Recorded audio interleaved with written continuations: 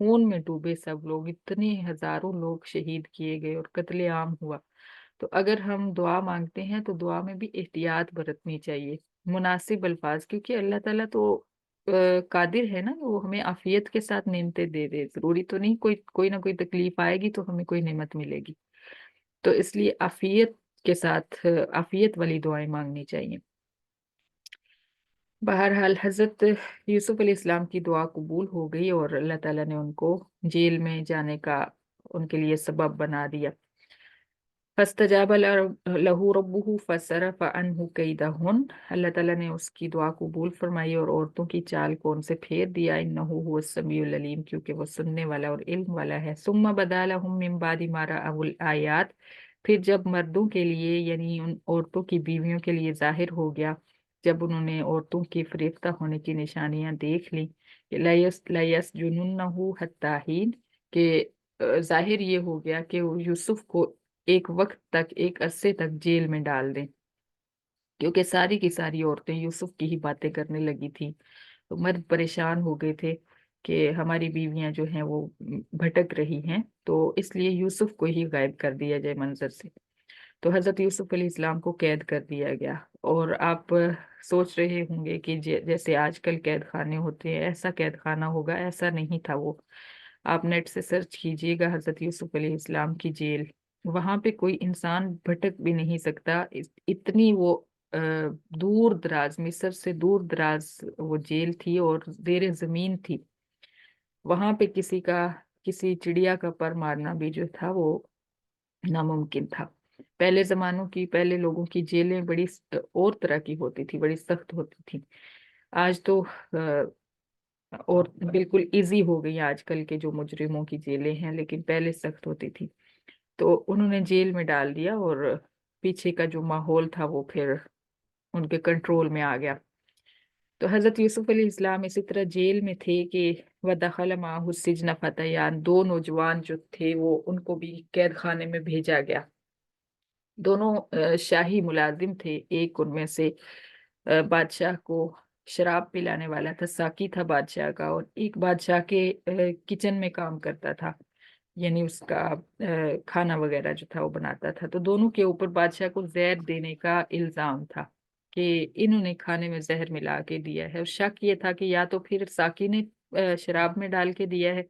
یا کھانا بنانے والے نے، کچن میں کام کرنے والے نے دیا ہے۔ تو اس لیے شک کی بنا پہ دونوں کو جیل میں بھیجا گیا کہ تحقیق ہونے کے بعد جو ہے رہا کر دیا جائے گا۔ تو اس دوران ان دونوں قیدیوں نے ایک خواب دیکھا الگ الگ سے۔ قال احدهما انی ارانی آصر خمرہ، ایک نے کہا کہ میں نے خواب دیکھا ہے کہ میں شراب نچوڑ رہا ہوں پھلوں کے اندر سے۔ وقال الاخر انی ارانی احمل فوق رأسی خبزا تأکل الطیر منه، اور جو دوسرا تھا اس نے کہا کہ میں دیکھ رہا ہوں اپنے آپ کو خواب میں کہ میں نے سر کے اوپر روٹیاں اٹھا رکھی ہیں اور ان روٹیوں میں سے پرندے جو ہیں کھا رہے ہیں۔ نبی تأویلی ہی، تو ہمیں ان خوابوں کی تعبیر بتا، انا نراک من المحسنین، کیونکہ ہم تجھے نیک سمجھتے ہیں۔ اب اس جملے سے مفسرین نے تفسیر کی ہے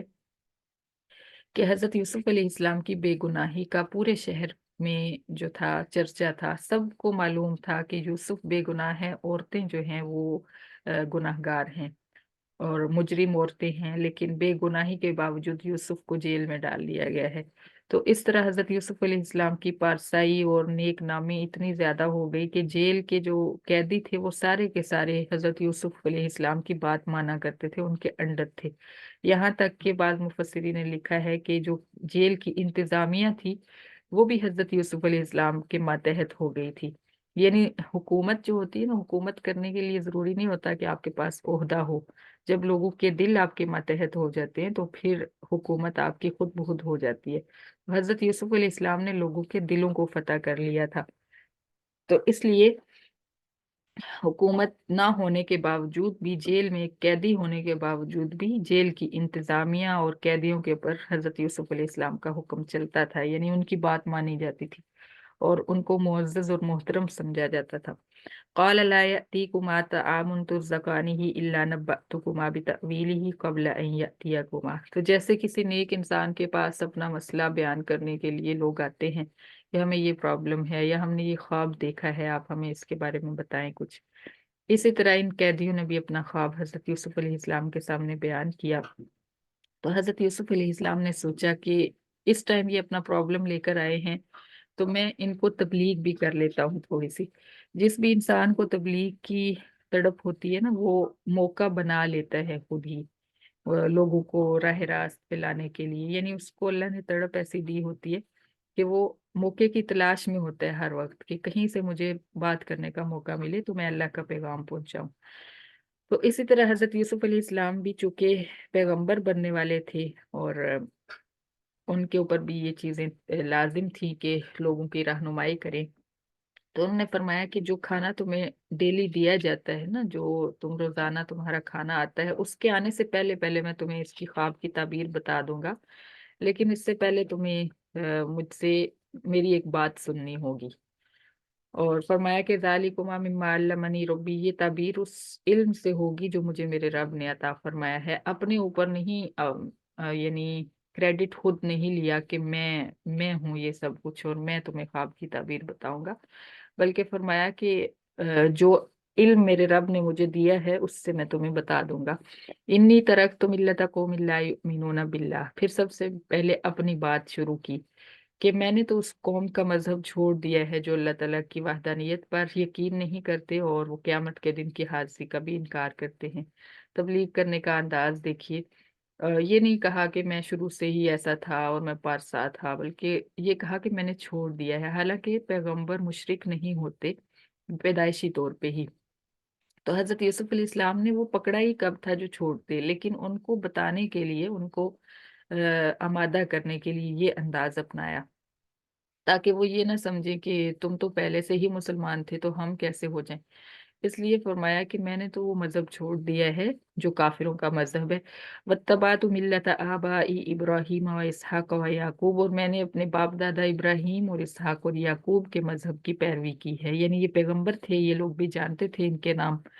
تو اس لیے ان کا تذکرہ فرمایا۔ ما کان لنا ان نشرک باللہ من شیء، فرمایا کہ ہمارے لائق نہیں ہے کہ ہم اللہ کے ساتھ کسی اور کو شریک بنائیں۔ ذالک من فضل اللہ علینا وعلی الناس، یہ جو اللہ تعالیٰ نے ایک نظام رکھا ہے نا کہ ہم نے صرف اللہ کے در کا سوالی بن کے رہنا ہے، یہ در حقیقت اللہ کا ہمارے اوپر اور لوگوں پر فضل ہے کہ ہم در در کے دھکے نہ کھائیں، ہم صرف ایک ہی در پہ جائیں اور اسی سے اپنی ساری ضرورتیں پوری کروا لیں۔ تو یہ اللہ کا فضل ہے ہمارے اوپر، ولیکن اکثر الناس لا یشکرون، لیکن لوگ اس